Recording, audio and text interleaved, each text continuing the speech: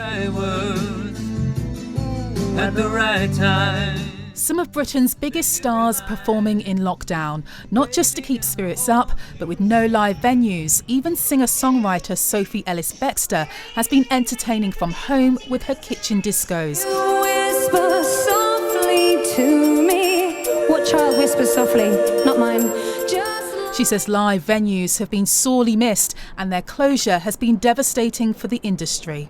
Hearing about this massive amount of money going to the arts initially sounds really exciting. It's got a lot of places it's got to be spread amongst. So I think if I was someone who'd worked in sound and I was dependent on touring, I don't know how reassured I'd be feeling right now. Concerts, gigs and tours all ground to a halt and will take time to recover.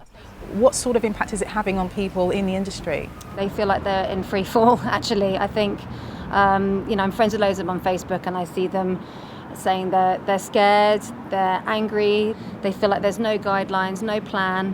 Everything else is getting back to normal, pubs are reopening and sporting events and all this, and there's sort of been no talk really about the live music world. For Boyzone's Ronan Keating, it's meant rescheduling tour dates to next year, but he welcomes today's news. Yeah, it's a big step. It's a really big step. Live venues and the crews, all of these people in the music industry, behind the scenes, they're the people that really need the support and they haven't had that support yet. So that's why this is so important right now. This is what performing on stage looks like now, standing a metre apart with no audience and filmed for online viewing.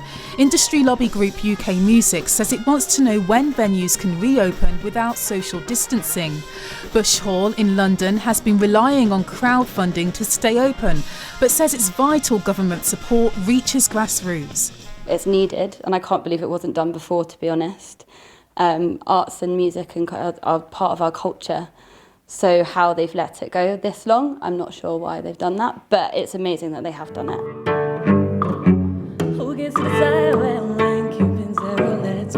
For up-and-coming artists like cellist and singer-songwriter Ayanna Witter-Johnson, music is a full-time career.